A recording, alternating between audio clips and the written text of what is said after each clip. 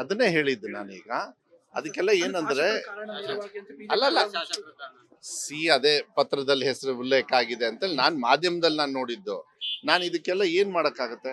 ಕಾನೂನು ಇರ್ತದೆ, ಕಾನೂನು ಆ ಕೆಲಸಗಳನ್ನ ಮಾಡ್ತಾ. ಒಂದೇ ಸತಿಗೆ ಅಲಿಗೇಷನ್ ಆದ ತಕ್ಷಣ ಯು ಡೋಂಟ್ ಬಿಕಮ್. ಬಂಗಾರಪ್ಪ ಅವರಿಗೆ ಮೋಸ್ಟ್ ಕರಪ್ಟೆಡ್ ಚೀಫ್ ಮಿನಿಸ್ಟರ್ ಅಂದಿದ್ರು. 18 ವರ್ಷ ಆದ್ಮೇಲೆ ಅವ್ರು ನಿರಪರಾಧಿ ಅಂತೇಳಿ ಎಲ್ಲ ಕೇಸಲ್ಲೂ ಬಂತು. 18 ವರ್ಷ ತಂದು ಕೊಡ್ತೀರಾ ನೀವು? ಅದನ್ನ ಫೈಟ್ ಮಾಡಬೇಕು. ಕಾನೂನಿದೆ, ಕಾನೂನು ಮಾಡ್ಲಿ, ತಗೊಳ್ಳಿ. ಕಾನೂನಲ್ಲಿ ಇರ್ತದೆ.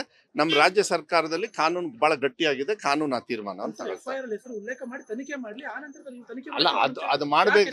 ಅದಕ್ಕೆ ಮಾಡ್ಬೇಕು ಬಿಡ್ಬೇಕು ಅನ್ನೋದು ಕಾನೂನು ಹೇಳ್ಬೇಕೆ ಹೊರತು ಬಿಜೆಪಿಯವರು ಇಲ್ಲ ಕಾಂಗ್ರೆಸ್ ಅವರು ಇಲ್ಲ ಇನ್ನೊಂದು ಪಕ್ಷದವ್ರು ಹೇಳಿತಾ ಆಗತ್ತಾ? ಈ ಪಕ್ಷದ ವತಿಯಿಂದ ಕ್ರಿಸ್ಕಾಸ್ ಹೇಳೋದು ಏನ್ ಗೊತ್ತಾ? ಅದು ಬರೀ ಹೇಳ್ಕೆಳಗಿಲ್ ಸೀಮಿತ ಇರುತ್ತೆ. ಅದೊಂದು ನಡವಳಿಕೆ ಆಗೋದು ಯಾವಾಗ? ಕಾನೂನು ಅದು ಕೆಲಸ ಮಾಡಿದಾಗ ಮಾತ್ರ ಕಾನೂನು ಆ ಕೆಲಸ ಮಾಡುತ್ತೆ. ಅದನ್ನೇ ಹೇಳಿದ್ದು ನಾನೀಗ. ಅದಕ್ಕೆಲ್ಲ ಏನಂದ್ರೆ ಅಲ್ಲಲ್ಲ ಅದೇ ಪತ್ರದಲ್ಲಿ ಹೆಸರು ಉಲ್ಲೇಖ ಆಗಿದೆ ಅಂತೇಳಿ ನಾನು ಮಾಧ್ಯಮದಲ್ಲಿ ನಾನು ನೋಡಿದ್ದು.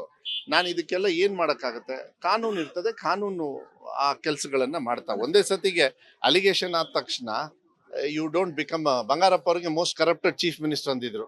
18 ವರ್ಷ ಆದ್ಮೇಲೆ ಅವ್ರು ನಿರಪರಾಧಿ ಅಂತೇಳಿ ಎಲ್ಲ ಕೇಸಲ್ಲೂ ಬಂತು. 18 ವರ್ಷ ತಂದು ಕೊಡ್ತೀರಾ ನೀವು? ಅದನ್ನ ಫೈಟ್ ಮಾಡಬೇಕು. ಕಾನೂನಿದೆ, ಕಾನೂನು ಮಾಡ್ಲಿ, ತಗೊಳ್ಳಿ. ಕಾನೂನಲ್ಲಿ ಇರ್ತದೆ. ನಮ್ಮ ರಾಜ್ಯ ಸರ್ಕಾರದಲ್ಲಿ ಕಾನೂನು ಬಹಳ ಗಟ್ಟಿಯಾಗಿದೆ. ಕಾನೂನು ಆ ತೀರ್ಮಾನ ಅಂತ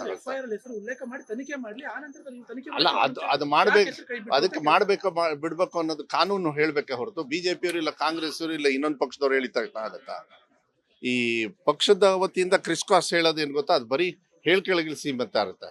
ಅದೊಂದು ನಡವಳಿಕೆ ಆಗೋದು ಯಾವಾಗ? ಕಾನೂನು ಅದು ಕೆಲಸ ಮಾಡಿದಾಗ ಮಾತ್ರ ಕಾನೂನು ಆ ಕೆಲಸ ಮಾಡುತ್ತೆ.